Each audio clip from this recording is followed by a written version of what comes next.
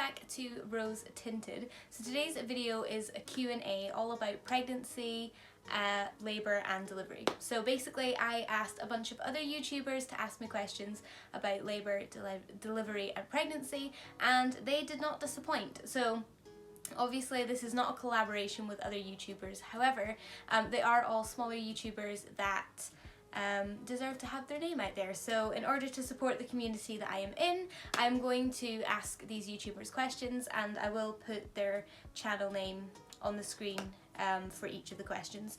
And I'll put a link to their channels in the description bar below, so check them out if you get a chance. So let's jump. So I have my old beat up iPhone 7 here with all of the questions on it. I have a cup of hot chocolate because I am just chilling because both kids are out of the house right now and I am making the most of it. What is it like the first night after delivery or when you bring the baby home? So the first night after delivery you are mainly just tired, I would say, and the first night that you bring baby home, I would say it's overwhelming, especially if it's your first baby. That person didn't leave their channel name, which is sad. How long were you in labour and did you get an epidural? I was in labour, or I was in active labour for a total of 5 hours, but I believe I was in slow labour for about 4 days, and I did not have an epidural. Were you induced or did you go into spontaneous labour? I went into spontaneous labour with both of my children, so I am super lucky about that because an induction was something I didn't really want, and obviously I was scared about a C-section as well, so I managed to avoid both of those this time, so I'm quite happy. Did you suffer any mood swings after pregnancy? Yeah, majorly. Mainly with my firstborn. I had meltdowns, I had mood swings, I was rude, I was nasty. Honestly, it was probably a mental break. Was anyone else with you during delivery, especially with the new COVID rules? Were there any complications, and did you try different methods to speed up the labour? And did you already have a name picked out? That's a lot of questions, let me answer them. So, was anyone else with you during delivery? Yes, my partner Spuggy was with me during delivery. He wasn't allowed in the labour ward, but he was allowed in the delivery suite. However, he was only allowed in for 2-hour slots to visit while I was in hospital. Were there any complications? No, there were no complications, which I am incredibly lucky for. Did you try any different methods to speed up the labour? No, but yes. So I started taking raspberry tea and I started inserting evening primrose oil. However, I didn't do anything beyond that because I wasn't full term yet. So yes and no is the answer to that one. And did you already have a name picked out? Yes, we already had his full name picked out, which is Edmund Robert Harry Ross, and that was all picked out before he was born. If you rate the pain from 1 to 10, how painful was it? I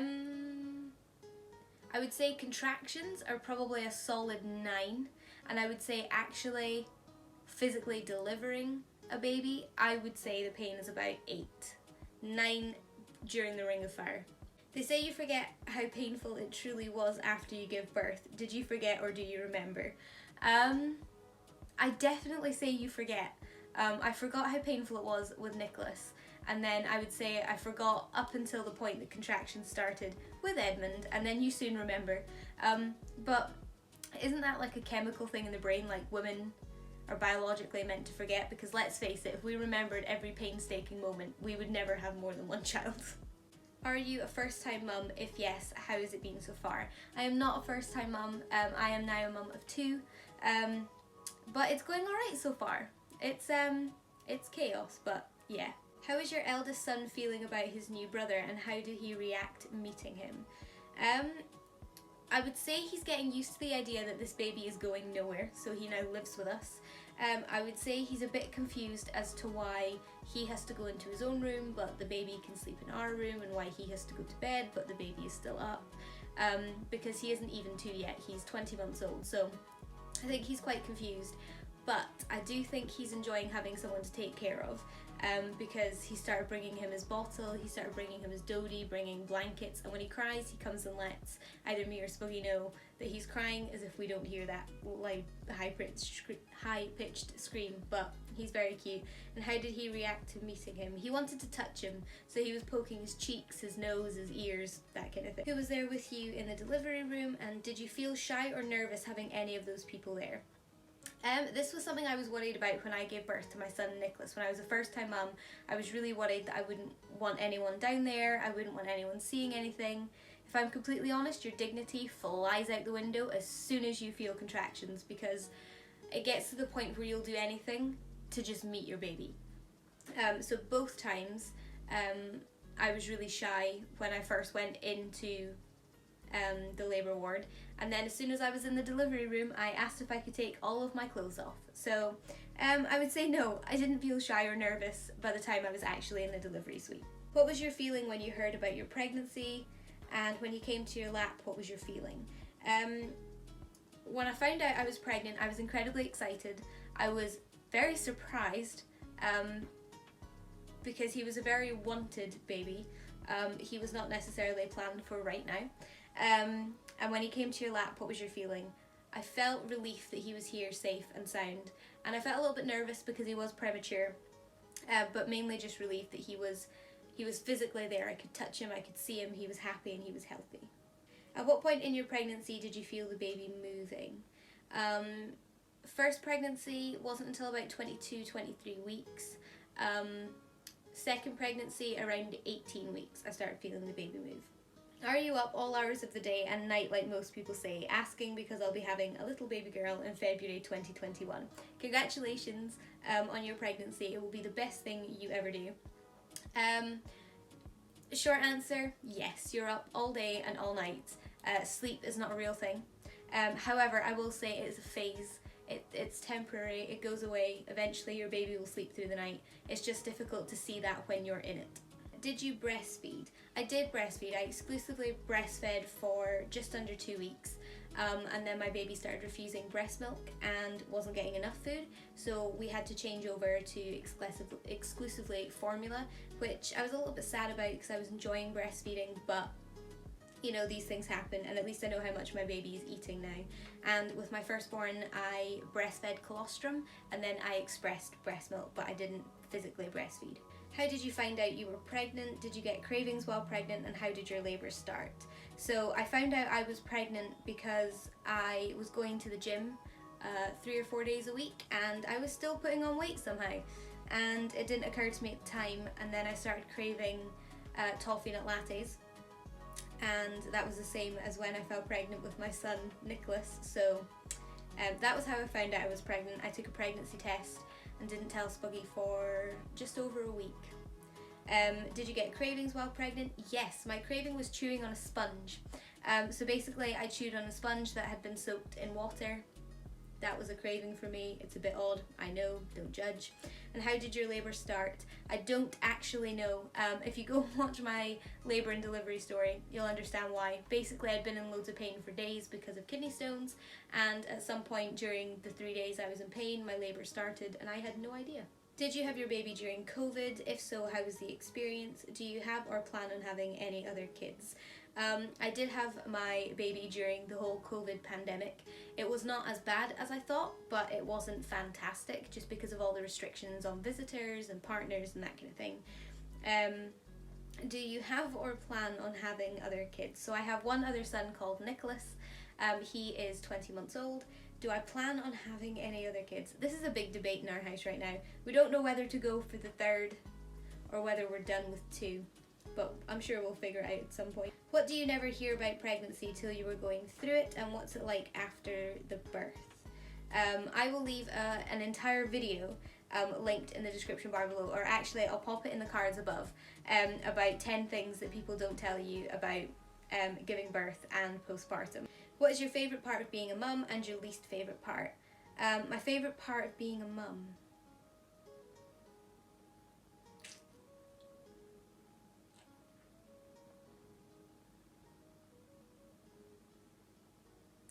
Favourite part about being a mum is experiencing unconditional love, because I have never, nor did I ever think you could love somebody else as much as I love my boys.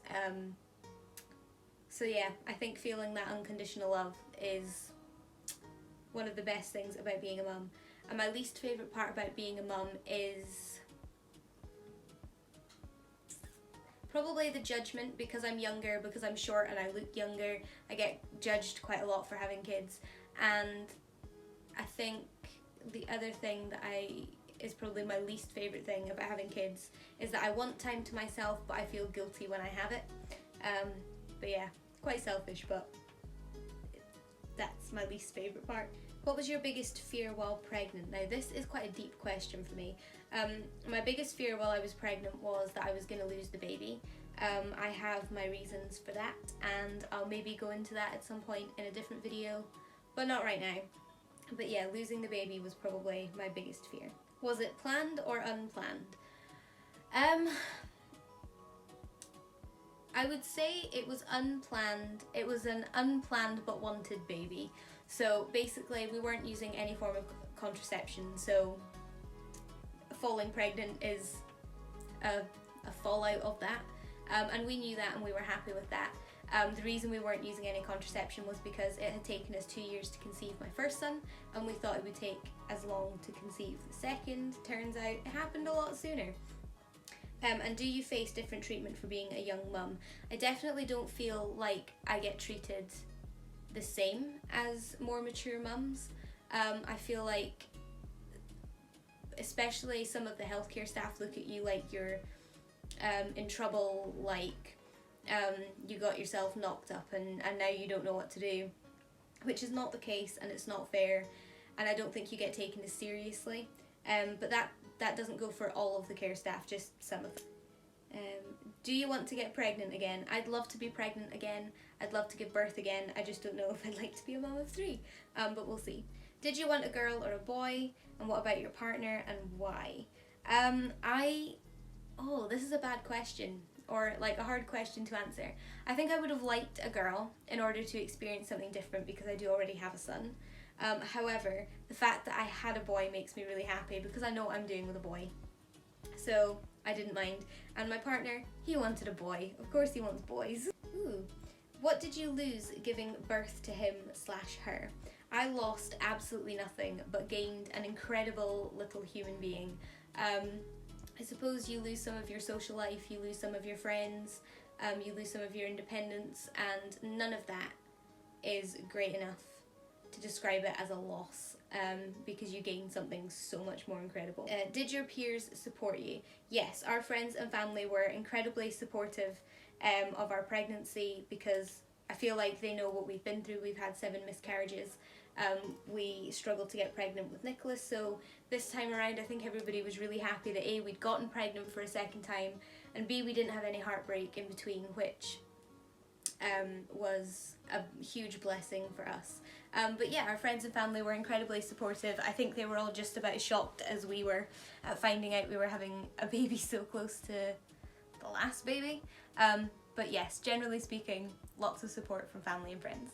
So that is it for my Q&A video on pregnancy, labour and delivery. I hope you guys enjoyed this video, and I hope you guys learned something either about me or about pregnancy in general.